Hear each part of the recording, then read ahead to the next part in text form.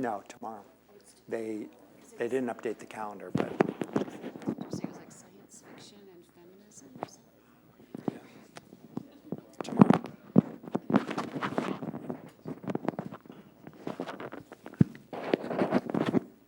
Okay, good afternoon. Maybe it's time to start. It's my pleasure to introduce Professor Karl Ehrlich. He is the Vice Dean of Innovation and the CIBC Professor of Entrepreneurship and E-Commerce at the Wharton School of Business at the University of Pennsylvania. He also holds an appointment as Professor of Mechanical Engineering. His research is focused on innovation, entrepreneurship, and product development. He's a co-author of a very popular book, Product Design and Development, a book used by 250,000 students worldwide. His most recent book is Innovation Tournaments, that came out in 2009. He's the winner of many teaching awards, including the Anvil Award, the Miller-Sheridan Award, and the Excellence in Teaching Award at the Wharton School. At Penn, he co-founded several institutions. One of them is the WISE Tech House, and the other one is the Integrated Product Design Program, two institutions fostering innovation in the university community. In addition to his academic work, as you might imagine, Professor Ehrlich is very active, leading innovation in business. He has done design work on medical devices, tools, computer peripherals, food products, web-based services, and sporting goods. He's very well recognized. He holds more than 20 patents. He's a founder of TerraPass, a company that was recognized by New York Times as one of the most noteworthy ideas in 2005. And my favorite is that he's a designer of the Sutru scooter. I don't know how to pronounce it. It's close enough. Okay, close enough, but it's an iconic product that was actually selected by Businessweek as one of the 50 coolest products in the 21st century. So I'll give you Professor Ehrlich. All right.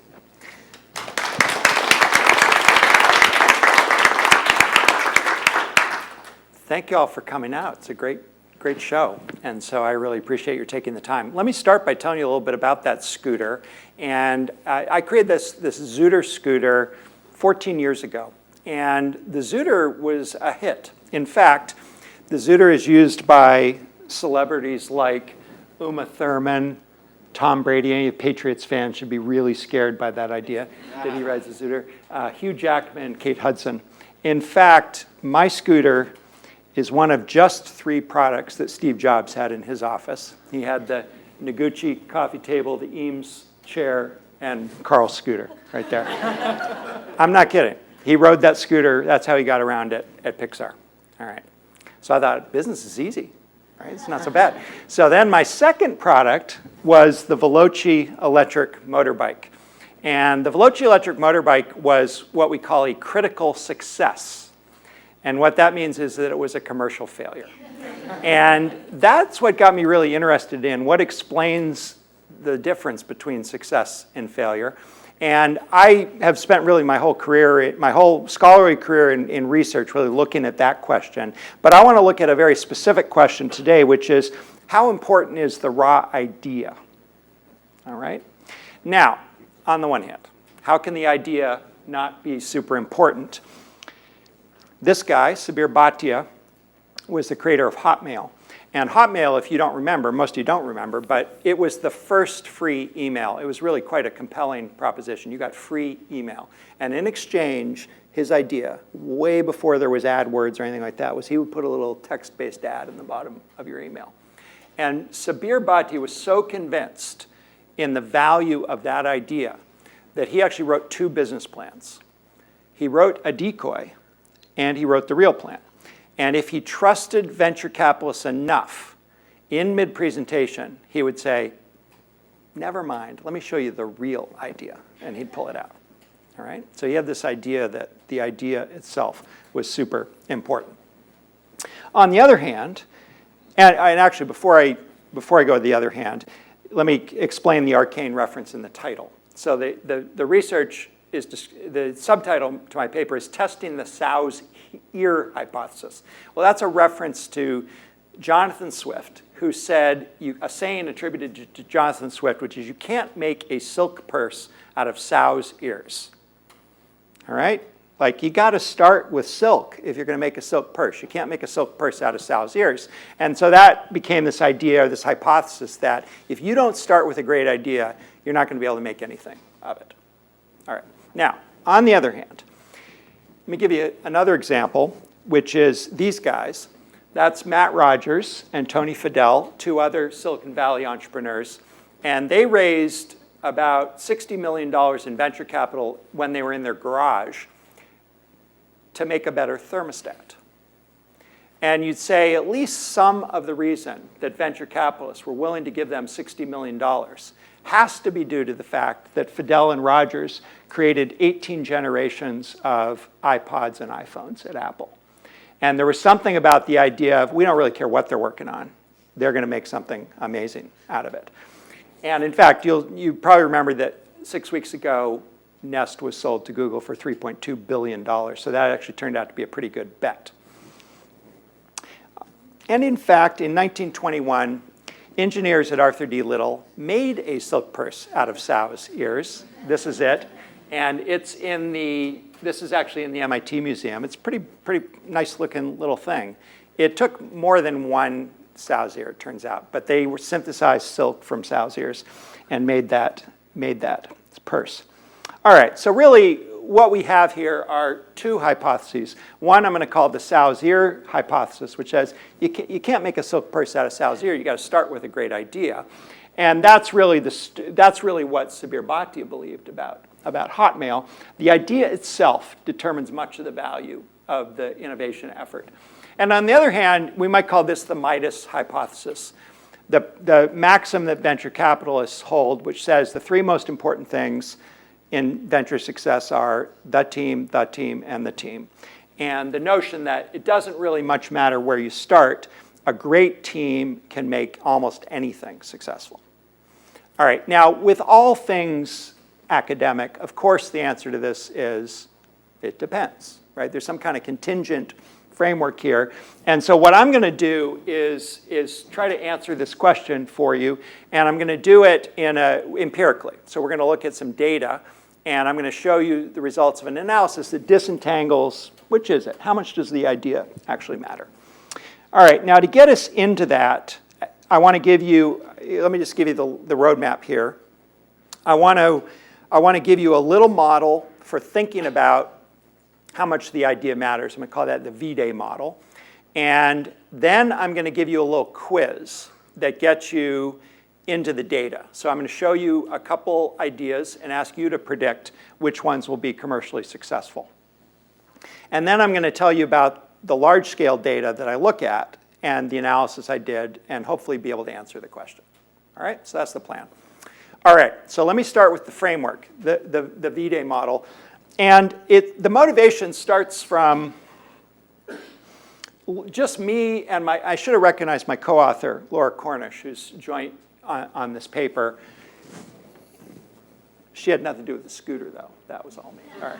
So Laura gets a lot of credit for the paper here. So I wanted to show, this is some data on returns to venture investors. So this is a histogram of 499 venture investments made by angels. This is data from the Kauffman Foundation. You actually don't have to read all the details in the bottom. There's only two things I want you to take away from this data. One is that's a log scale. All right, and it's a log scale that looks at the ratio of how much cash came out relative to the cash that went in, and the highest value is about 3. So if you think about that, what that means if I put $1,000 in, log 3 came back, or 10 to the 3 came back. So $1 million came back. I got 1,000 times more on my money. That's what that means. Now you'll notice the modal value is 0. In fact, the median value is also 0. The mean is actually not terrible. The mean is 2.2x. All right, so the average return to these investors was 2.2x what they put in, but more often than not, they lost all their money. Now, how can that be? Well, it can be because of this log scale and the fact that it's very much driven by the extremes of this distribution. All right, so what you should take away from this data is in venture, these distributions are really skewed, right? Now, it turns out that generalizes to lots of innovation settings. Here are 4 more histograms, just showing you some other data. This is, well, let me give you one. This is DVD sales in the US. it has the same kind of flavor. On a log scale, you get this kind of long tail out there to the right. All right, so as Laura and I started to think about that, we realized that if you were to think about a model of success, that conceptually it had to be, or it was likely to be, conjunctive. And what I mean by that is, if you were to imagine that the various factors that go into venture success are additive, you could imagine that a bad idea could be compensated for by doing something else well, like executing. But in models, in outcomes that have these kinds of long tails out on the right, it's more likely that these factors get effectively multiplied by each other. So that if you started with, if you, for instance, did a terrible job at executing, you could take a great idea and make it worth 0, right? So we just kind of conceptually have this idea, some kind of conjunctive model must explain this. And we came up with what we call the V-Day model. And I'm going to give you a little analogy here, but V-Day is just an acronym that we use to refer to conceptually the idea that value V is a function of the idea I times what you do with the idea D, the development, what you do with the idea, times E, the exogenous factors. All right, V-Day. Value, idea, development, exogenous. All right, now the metaphor. Imagine that you're in the business of mining for gold. Now, what determines how much money you make as a gold miner? Well, the first thing that matters is there any ore in the ground? If there's no ore in the ground, you can't make any money mining for gold. So we're going to call that's like the idea. If the idea fundamentally, if there's no pain out there, if there's no one willing to pay or having the problem, you're not going to be able to extract any value. So that's like, is there any ore in the ground? That's I. And then development is, well, given the ore concentration in the ground, how good am I at extracting that ore? Can I extract it efficiently without costing too much money? And that's D. And then E is the price of gold. Or maybe what Jim Cramer says about you. You can't control it, and yet it has a very strong influence on whether you make any money. In fact, in gold mining, the price of gold is completely outside your control, and yet is probably the biggest factor in explaining whether you can make money at it. And we're going to make a conjecture that there's similar kinds of exogenous factors, factors outside of your control, think of it as the weather, that you don't control in innovation, and those things are also going to determine success. All right, so conceptually, value is some kind of conjunctive function of the idea, the development, exogenous factors. All right, so that's the conceptual model. All right, and so what we're going to do is we're going to look empirically at some data, and we're going to use that conceptual framework to see if we can tease out the importance of I. And the way we're going to do that is to simply say, the first thing we're going to do is to say, given all the variance in outcomes, how much of that variance is explained by variance in the quality of the raw idea? All right, so that's the way we could answer I. There's all this variance. How much of that variance is explained by I, by the variance in I? Now, of course, the way you'd want to do that is you'd want to take a big sample of ideas, assess their quality, invest in them all, and then see what happened. That would be a prospective study in which you took a sample with some variation in it, invested in it, and saw the outcome. Now, you can imagine why we didn't do that, which is, let's say you want 100 data points, and let's say it's $10 million each. Well, you know, that's $1 billion, right? Or no, 100 data points, $10 million each. It's $1 billion. So I'm not going to, you know, exceeds my research budget. And so we're going to have to figure out a way to basically do that without prospectively running the experiment. All right, and I'll show you how we do that. All right, the second thing is kind of a subordinate question, which is embedded in this whole question is, well, what do you really mean by idea quality? You know, what does that even mean to think about the quality of a raw idea? And how might you actually estimate that? So I'm going to show you a technique, a real practical technique for doing that, and show you its repeatability. And then the third question is, if you think about it, in most innovation contexts, you actually get 2 chances to make a decision. The first decision you make is, do I invest in the idea? make some investment, and you realize a design for the idea, and you have the design in front of you, but you could, at that point, kill the project and choose not to invest in commercializing it. So in some ways, it's a two-step problem. And one of the things that we might be interested in is how much of the uncertainty is resolved by designing the product before you actually have to go invest. And if you could resolve a lot of the uncertainty merely by designing the product, then it would make sense to invest in design, measure again, and then decide whether you were going to. On the other hand, if most of the variance doesn't occur until the last step in the problem, in the process, it doesn't really help to design it before making the second decision. So we're able to, given our data, we're able to tease that out and look at which of those it is. Okay, so that's the agenda. That's the research agenda. Now let me get you into the data by showing you some real ideas as they were proposed in a real innovation context. The decision question for you, I'm going to show you 4 ideas. The first question is to see if you can guess which 2 were commercialized and which 2 were killed and never commercialized. And then I'm going to ask you to predict which of the 2 that were commercialized had the greatest sales rate. All right? So first, let's just show you the 4 ideas. All right. All real, no scrubbing of the data. This is the real thing. This is the way it was proposed in a commercial setting. All right. The first idea is called the Protect USB thumb drive. You can read it. That's the way it was described. And in this case, the originator, the innovator, drew a little sketch. And the basic idea was I want a little thumb drive that has a flex connector on it so that I don't risk damaging my USB port if someone were to connect it. Got it? Flex USB thumb drive. All right. The second idea is called the Monitor LED Light Kit. And as is typical in practice, some of these are more elaborated than others. This one has a little rendering to show what it might be like and says, mount it under your monitor for a rockin' ambient neon light effect. And so it's an LED under dash kit for your monitor, all right, powered by USB. That's the idea. All right. All right. Idea 3 is the armpit cooler with bellows. 2 small plastic bellows are affixed to your t-shirt under your arms.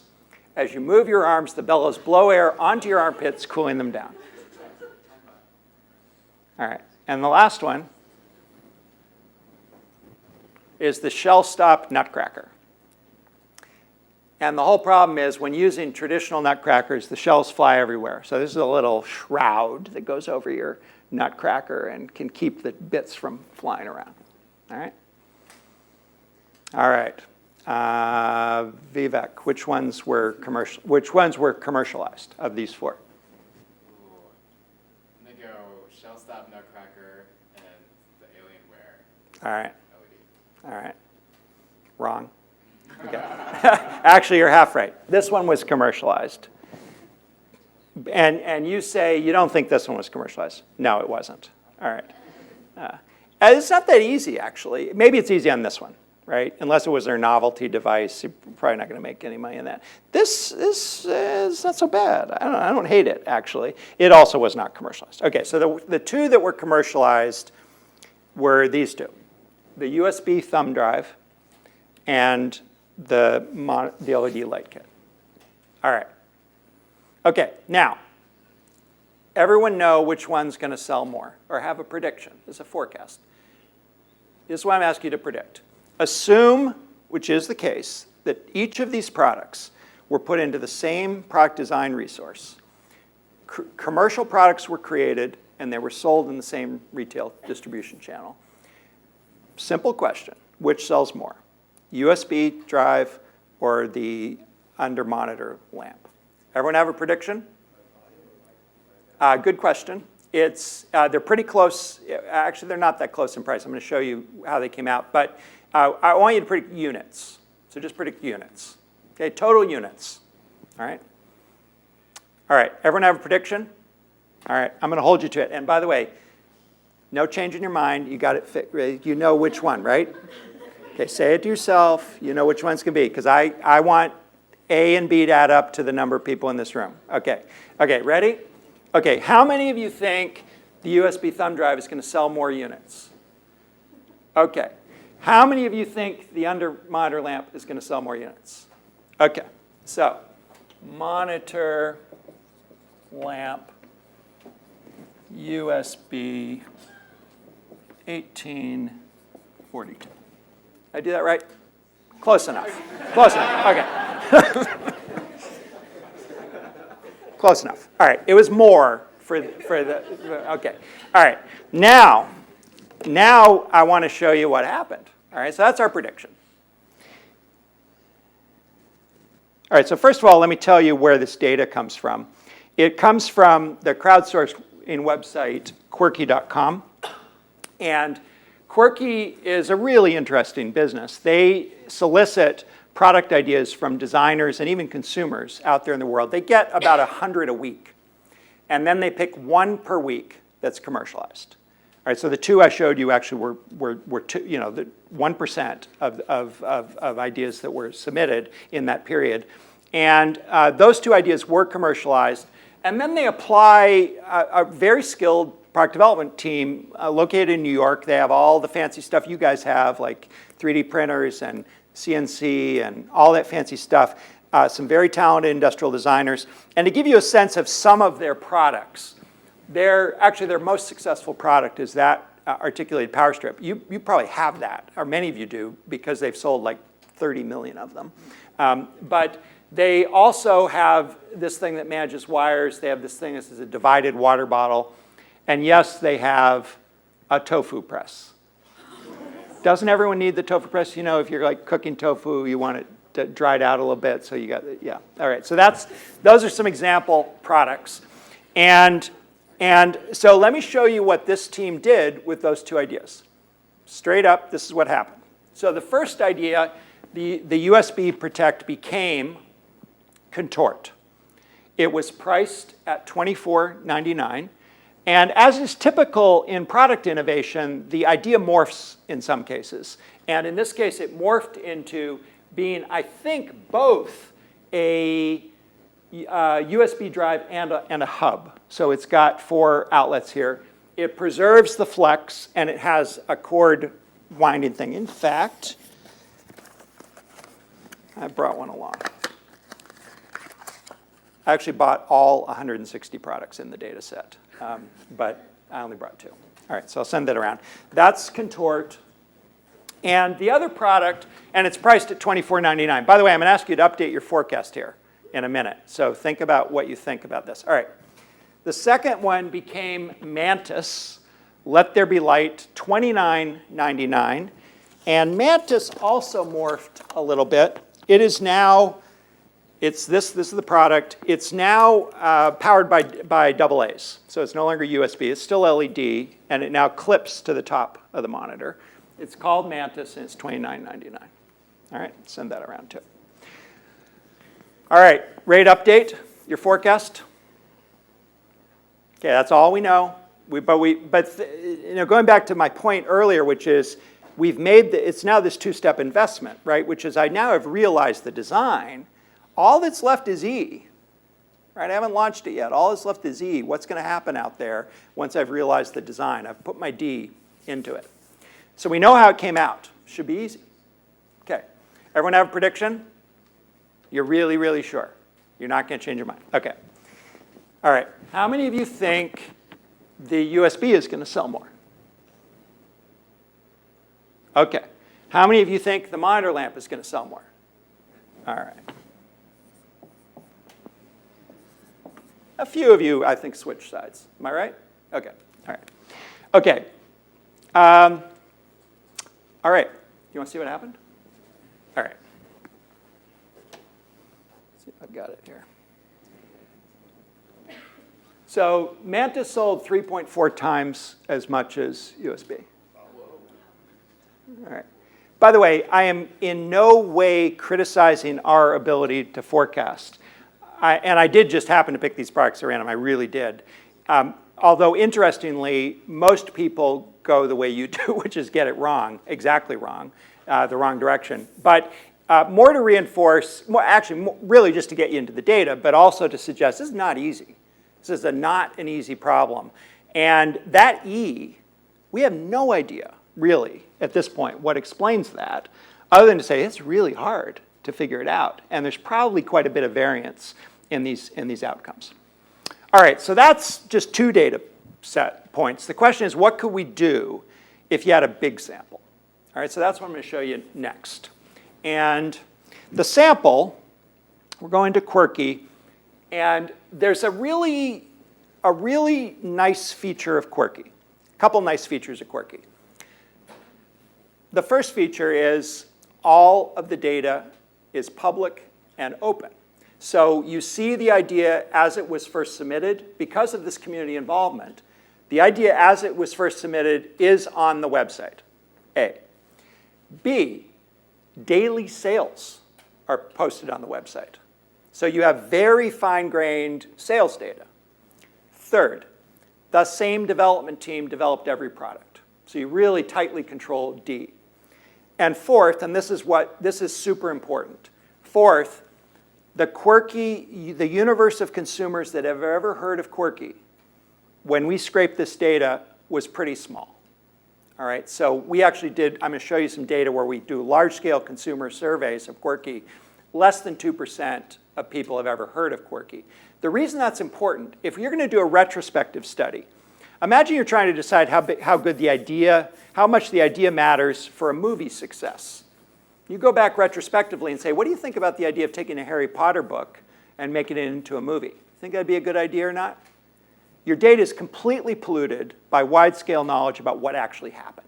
So it just doesn't work. But this Quirky data is pretty cool because there's a little world of consumers out there, not so little, but it's less than 2% of the population that knows about these products, that has some sense of what happened to them.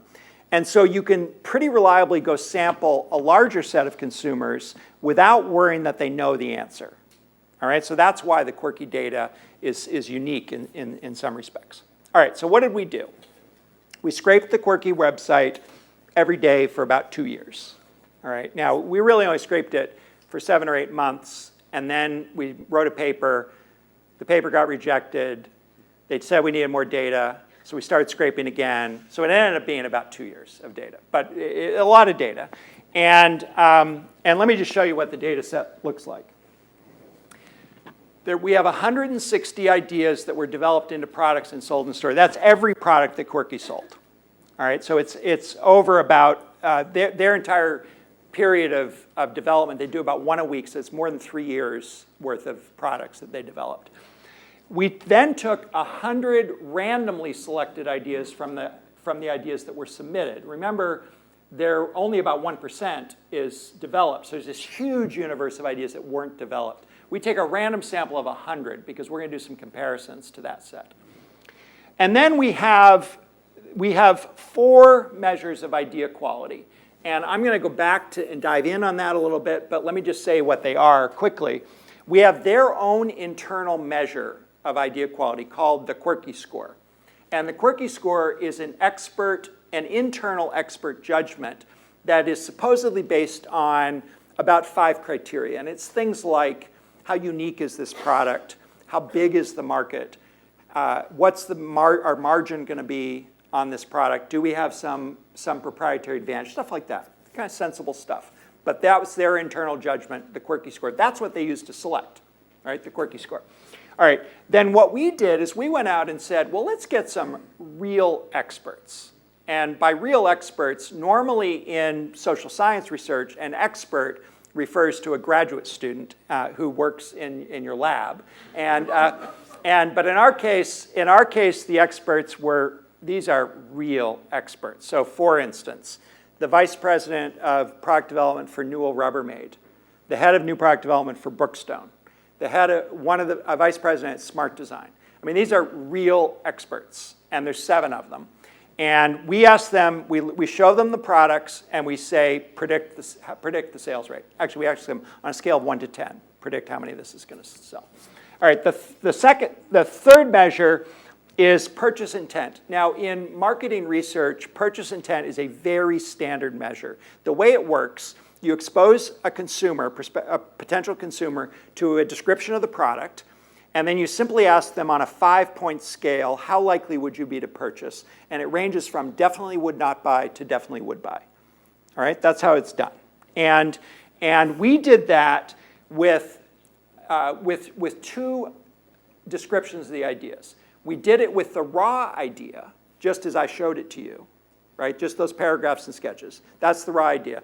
For each raw idea, we got 500 consumers to give us their purchase intent. We used that by using the Qualtrics market research tool. And the reason there's 1,500 consumers there is there are too many ideas to ask one consumer to respond to all 160. So we have 3 panels of 500 consumers do overlapping samples, right? And then the last purchase intent we have is we have purchase intent on the second question I asked you. Here's the product. How likely would you be to buy it? All right, so I want you to remember those 2 purchase intent. One we call purchase intent raw, on the raw idea. The other we call purchase intent final. It's purchase intent on the final design. So those are our 4 predictors, the measures of idea quality. All right, then we have some outcome measures. And there are lots of outcome measures you could look at. And they all have some issues. And let me just say that we have units sold, and we have whether they were sold retail or wholesale. We have revenue, because we know price. We have revenue rate, normalized by the time it's been in the store. We have sales rate, normalized by how many days it's been in the store.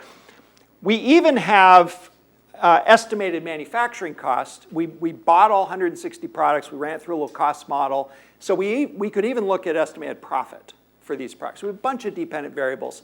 And for a variety of reasons, and for any of you who know the marketing literature, we also have something called a BAS model. A BAS model is a simple diffusion model, and it's just a 2-parameter exponential. And what BAS models do is you estimate just those 2 parameters of the exponential model. And what we did with our data is we fit those 2 parameters to the data and used those parameters as the dependent variable. We did all of this. This is the one we used. And let me justify why we used it. The results don't really change much, but the reason we used it is the following. This is what the actual sales data looks like. So we scrape the website every day, and we can get a sales trajectory that looks like, something like this. If you see a big vertical line like that, that means Walmart ordered 10,000 units. All right, that's what that means. If you see it go down, it means somebody returned the product. And when you see this big diagonal, that's the review period where we weren't collecting data. And so we have this, it's like the 14 minutes or whatever it was in the Nixon tapes. We have this period where we don't know exactly what happened in the middle, but we know where we ended up. All right, so what we did, this plot shows how many days since launch. The reason this is important is they're launching a product every week. And so you have some products in the store that have only been in there for a month, and some that have been in there for 3 years. The question is, how do you compare those 2? And so where we eventually came out was that the best way to compare across products that have been in the store different numbers of days was to use sales rate. So we do a simple linear, how many units did you sell? How many days were you in the store? That's the dependent variable we use, sales rate. All right? Doesn't really matter. All the others give you very similar results, but that's the one we ended up converging on. Okay, so that's going to be the thing we're trying to predict. What's the sales rate of the product? All right. Now, let me show you an interesting aside, and this really is an aside, but we faced a dilemma as researchers is when the paper got rejected and the reviewer said, you have to go get more data. We had this dilemma because Quirky had developed more products, and we then had to decide we needed to get data on the new products, and we had to make a decision, which is, do we go back and get it on all the products, or do we just do it on the new products? And you can think about what some of the trade-offs are as a researcher. You're a little scared to go back and get it again on the original products, because what if your measure isn't reliable or isn't repeatable? What if your measure isn't repeatable and you get a different answer on those early products? That's a really scary thought. On the other hand, and it costs money. Every one of these respondents costs $8, something like that. So so we had this dilemma. Do we go back and look at all 160 again, or do we look at just the new ones? And we just sucked it up and said, we're going back and doing it all over. So we took all 160 products. We went back out to 1,500 consumers, and we measured again. But that gave us a very interesting piece of information, which is how repeatable is this purchase intent measure. If you measure it once and you measure it again, do you get the same answer? So let me just show you the scatter plot of the 2 times we measured it. It's a really, really good measure. And no one, by the way, no one's ever done that before. It's just kind of this incidental thing that we did that just came out of, it was incidental, but it's I'm really happy we did it because the R-square, that's the correlation between these, is almost perfect. And to give you an example, the tofu press was the worst product in the sample the first time and the second time. If you care about the second one, it was the ultimate vodka luge, which was a set of ice molds that you could freeze and configure into a vodka luge. Some faces look like they know what this is. I have no idea, but it was terrible, and the first time was terrible second. And the best-selling product in the sample happens to be the usable power strip. It was great both times. All right, so we were just really happy to find that this measure is at least really repeatable. Now, does it tell you anything? That's the question we're going to look at next, but it's very repeatable. All right, so let's look at the results. Actually, the first thing I'm going to do is show you the simple correlation among the 4 dependent variables, the 4 versions, the 4 independent variables, the idea measures, and then our 1 dependent variable, which is sales rate. By the way, we're going to log all of these sales rates because they vary over 4 orders of magnitude. So we're going to log all of these. All right, the first thing you observe, if we just look on the last column, so this is a simple correlation between the log of the sales rate and our predictors, the Quirky Score, the expert rating, the purchase intent of the raw idea, the purchase intent of the final. All right, let's first make some observations. What Quirky should do is look at what their managers tell them to do and do the opposite. Okay, it actually is not statistically significant, but the coefficient is negative. So there is no information, at least just looking at simple correlations, in their Quirky Score, which is actually really nice because basically what they're doing from our standpoint is taking a random draw of the ideas. And so it really is very useful from a research standpoint because you have all this variance in the sample. All right, so minus 0.717 is the simple correlation. All right. And then you observe that experts are okay. They get a 0.24. And the purchase intent on the raw idea has some correlation with what happens, 0.25. And hopefully, predictably, if you know more, that as you know how the design came out, you have a little higher correlation. All right, so in econometrics, that's the first thing you do, is just a simple correlation. And then you use a little more complicated model. Now, compared to the Navier-Stokes equation, it's not complicated, but it's all what it does. What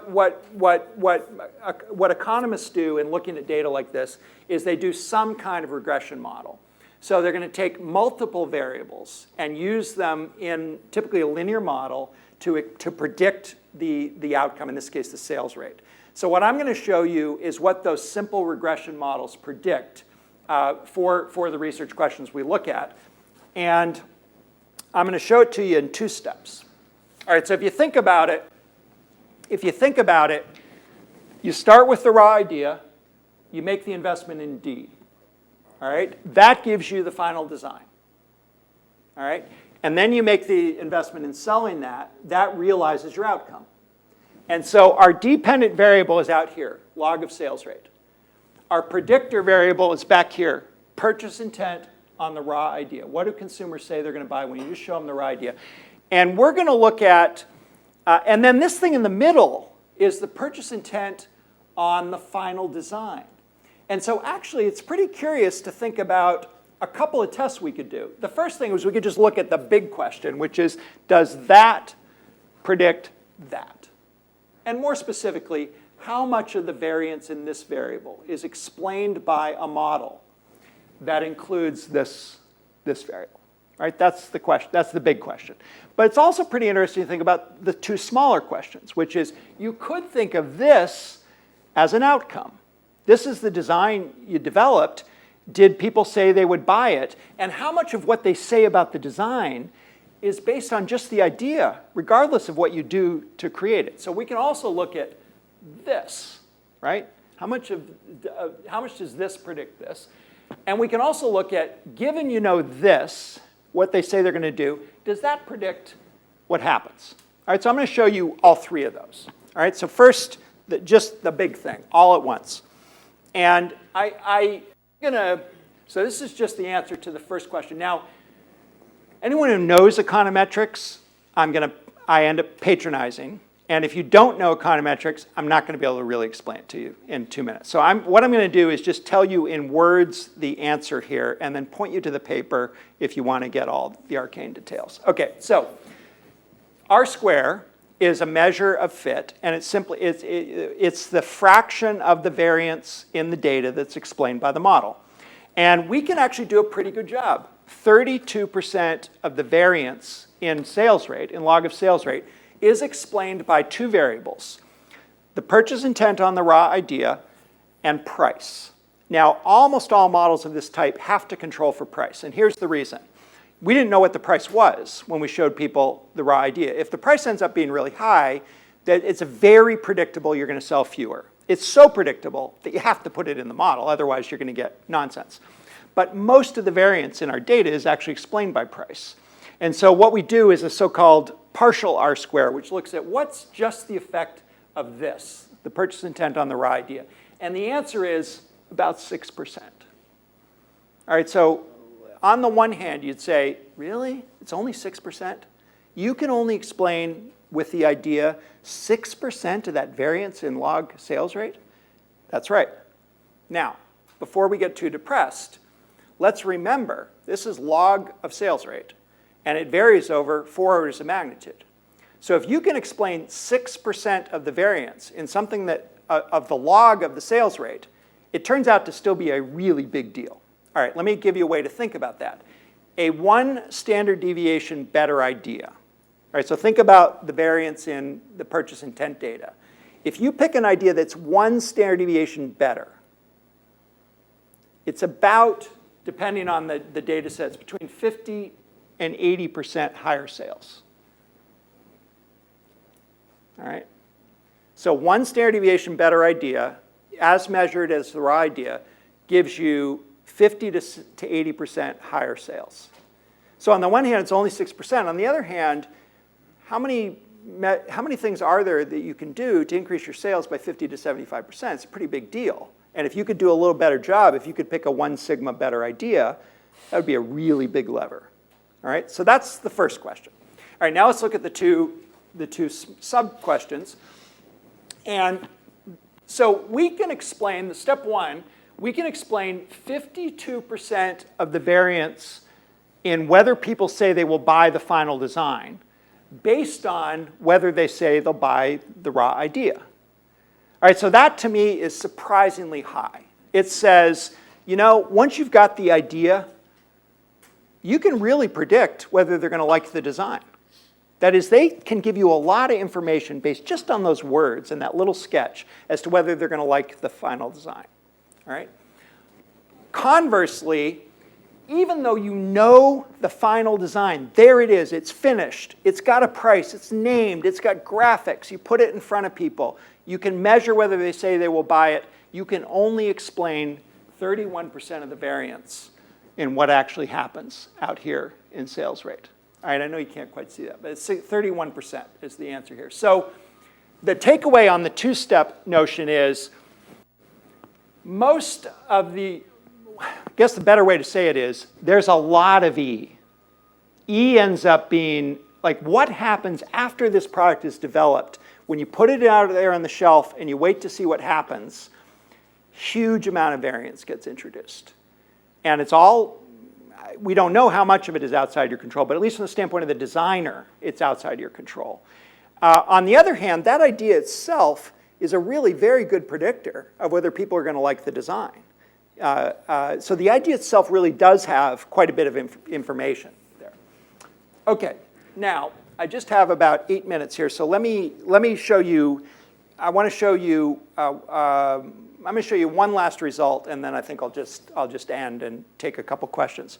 So the last result is, if we turn to my research question of what's a good measure of idea quality, we had these three candidates based on the raw idea. The Quirky Score, that one's terrible, and that's consistent, by the way, with a lot of well, let me just say that one's terrible. The Quirky Score. The other metric we have is purchase intent, and the third we have is expert judgment.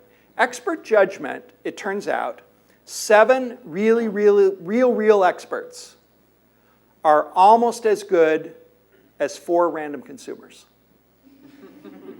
No kidding. They're about half as good as a consumer.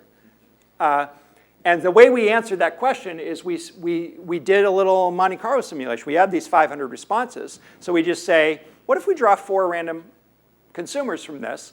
How predictive how predictive on average are 4 random consumers relative to 7 experts? And we did that for 1 consumer, for 2 consumers, for 3 consumers, for 4 consumers, up to hundreds of consumers. And I'm going to show you a little plot here, which shows you the insight, which I think is super cool. Let's just look at. I'm going to look at let's look at this plot, and I'm just going to describe what this is, which this says, as I increase the sample size of the consumers that I look at, the number of consumers that I sample, what fraction of the time, what fraction of my trials in the Monte Carlo give me a statistically significant model? And so that's basically a measure of how good is that sample at predicting what's going to happen. And what you find is that after about 20 consumers, 95% of the time, you've got a highly statistically significant answer. So we sampled 500 consumers. That was such overkill. It's 25 times more than we needed. You really only need about 15 consumers to give you a really good estimate. An estimate is way better than experts. And what's amazing about that is that will cost you $120. It's $8 a consumer, but you can ask your friends. I mean, you could get that for less than $120. But a really reliable, go wild, spend $200, right? For $200, you can estimate the best you can do, basically, of any of the metrics we know, how good an idea it is. And that's a pretty good predictor. There's still tons of variance, but it's a pretty good predictor. So let me just jump to my conclusion slide. Okay, so ideas matter. They matter. They explain about 6% of the variance in outcomes. That doesn't seem very much until you realize we're predicting the log of sales rate. And so 6%, a 1 sigma better idea is 50 to 80% higher sales rate when it's delogged. All right, second, most of the uncertainty seems to be in E. All right, whatever happens out there that actually realizes sales rates, it's very, very noisy. Now, it would be great to get some of that under control, to understand why, understand that. But as of now, we don't really know what happens. It's a lot in E. All right. Measuring quality, purchase intent is the best we've got, and it's pretty good, and it's really cheap. And so there's really no excuse to not get it. And last I would say, going back to my own interpretation of my own success in innovation, don't interpret dismal failure as your fault necessarily. There's a big E out there. And fantastic success may also not be due to your genius. All right, so that's my takeaway. Okay, who's got a question? We've got about 5 minutes for questions, comments.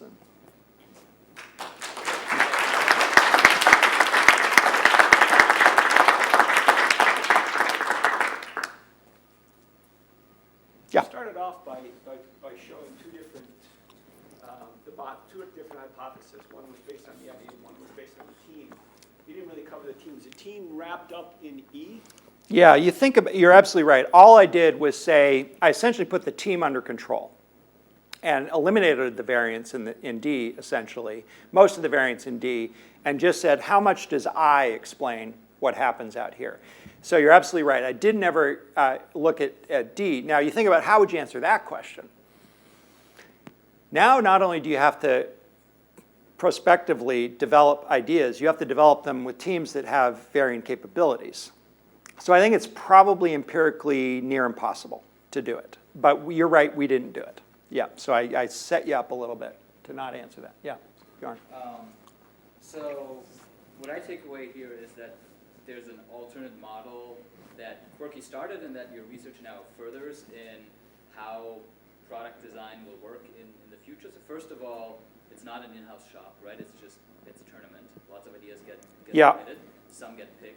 The second is now get rid of the internal rating team. Yep. And just crowdsource it Yeah, to consumers. that turns out to be very consistent with the research on decision making. So if you look, Daniel Kahneman has this new book, Thinking Fast and Slow. He's got a whole couple chapters on this.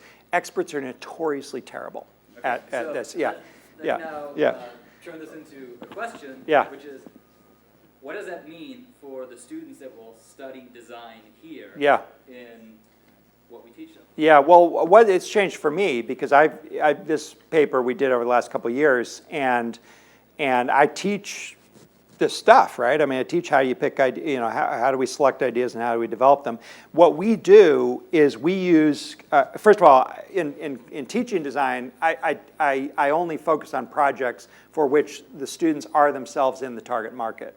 And the reason for that is you have this convenience sample where it's really easy to just ask the population, will you buy it or not? And that's what we do. So we use purchase intent of a sample of students to predict which ideas we should invest in. And so when I teach consumer product design, we generate typically 300 ideas, and we run them through a web-based tool that asks each student to evaluate 50 to 100 ideas based on their likelihood of purchase. And I use that as data to inform, actually I just give it to the students. They can still decide to ignore the data, but it's the best single predictor of success, at least as far as we know. Yeah, Amy? So we spend a lot of time sort of investigating kind of what are gaps, what are needs that can be filled. So there's this part, which is the ideas and the solutions and vetting them and moving through that sort of aspect of the design cycle. How does that sort of fold in? Is that E? I mean, clearly you have solutions, but you also... No, I think it's I. So yeah, I think it's I. So if I tell you a gap in my life is my tofu is soggy, that's the gap, right? And usually, I would say generalize a little bit. Most opportunities articulated here, they mostly give a narrative about the pain. And then sometimes they'll say we could do X as a potential solution. What I try to teach people, designers, is forget about your solution. Like, let's just make sure we understand the gap. But there's always some notion of how I might solve it. That's always kind of in the mix there. I'm just trying to think about, and maybe this isn't so much an consumer product as, for example, in the world of bioengineering, biomedical engineering, you're trying to solve a problem that it has to be purchased. How can you control E in some ways, right? How can you maybe mitigate the... I think in medical, I would say there's a remarkable consensus on what the gaps are. And there's a couple hundred major unmet medical needs, remarkable consensus on that. And typically in that domain, I would say I has to include some solution, right? Because I could tell you diabetes is a huge problem, but if I don't have a molecule, it doesn't really tell me much to know it's a huge problem. Yeah. Is there a systematic, measurable difference between evaluators? Yes. So of our 7 experts, we looked at that, and no single expert was better than the average of the 7. And so there wasn't some, Steve Jobs wasn't in our sample, who was the oracle who could just, tell us what was going to happen. But there probably is somebody who's, maybe it's the Steve Jobs-like characters who are particularly good. But that doesn't mean that across the 7 there was variance in their ability to predict. But the best predictor, given the expert data, was an average of the experts. Yeah. It was a bit loaded question, because if there is significant difference between experts, if there is, then what you call exogenous variables depends on that, and that's not logically coherent. If there is a Steve Jobs that can predict very well, does it mean that he magically reduced exogenous factors, or does it mean that he foresaw them? No, I don't think so. I think let me see if I understand your question. his prediction, it's an interesting question. So if there were some oracle that could predict the outcome, yes, I agree. If you had that, you would be reducing E. I agree, yeah. So I Yeah. think you're lumping now. Yeah, I'm lumping lack of visibility into B. Well, it's the unexplained, right? Yeah, it's the unexplained. Yeah, no, it's an interesting observation, though. Yeah, Dave. But I mean, the difference is that Jobs was predicting what people would want, not what they do want. So you're edging a solution of what people think they want now, not where they think they want to be in the future. None of those were like an iPhone necessarily, but I mean, isn't there some difference in time lag of predicting the? Yeah, but it only gets worse, right? I mean, I'm just trying to predict, do you want a tofu press, right? I mean, that seems like it ought not be that hard, and yet it is. It's really, really hard. Now, The Oracle, though, would not be dealing with the tofu press. They're thinking about sort of larger changes. they might be, but I don't think it's necessarily easier to predict something that no one even knows they need than it is to predict whether they'd like a tofu press. I would guess it'd be harder.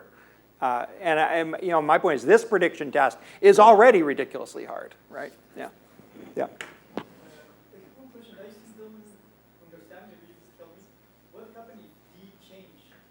Like we have an outstanding team that could develop bad ideas into great products. Right. Or vice versa. I don't know. Can you answer this question? I mean, I'm not saying D doesn't matter. Yeah. No, I mean, because you estimated a value for the coefficients, but if D change, could change the coefficient for PI. I see your point. So yeah, so I'm one of the problems here is fundamentally my question is an empirical question. To answer that empirical question, you have to strip away all kinds of variance, and you have to focus on domain. You have to put some of the variables under control, and only under those conditions can I give you an answer. But the question is how much can I generalize beyond that answer? And you got to make your own judgment as to whether, what kind of insight you can get from one domain with one set of controls. On the other hand, there is no other way to answer that question, right? It is fundamentally an empirical question. Yeah, Ken.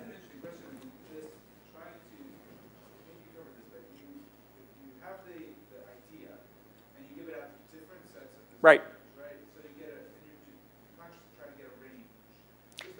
Yeah, you could do essentially the complement of what I did, which is control the idea, and actually, and actually in one of my other papers, it's very interesting. We actually look at only two questions. We look at only two challenges. We look at a wire and cord management solution and a card and key storage solution, and we put it through a lot of teams. We were actually looking at a different question, but come to think of it, maybe there's a way to ferret out. I can give you one of the headlines, which is the variance across individuals is huge, right? And it shouldn't come as some big surprise, right? Some people are just really good and some not. As an empirical matter, you'd say commercial product developers who are employed doing this, how much variance do you actually see in practice? Yeah. Okay, I think yours, yeah. Yeah, go ahead. Okay, my question is, how do you think this is related to the psychology of customers? Because I think like when you said in your lectures about the four random consumers, so like about as good as 7 experts, it may kind of like assume or prove that like the consumers not that rational as the experts. So maybe how can you address this problem? Well, actually, the thing is, all you're asking the consumer is, would you purchase it? You're not asking them to make a prediction task except about their own behavior. The expert, you're asking to predict what some population would do. And what I'm saying is a random sample of 4 consumers, just saying what they themselves would do, is a better predictor than what experts think this population would do. Yeah.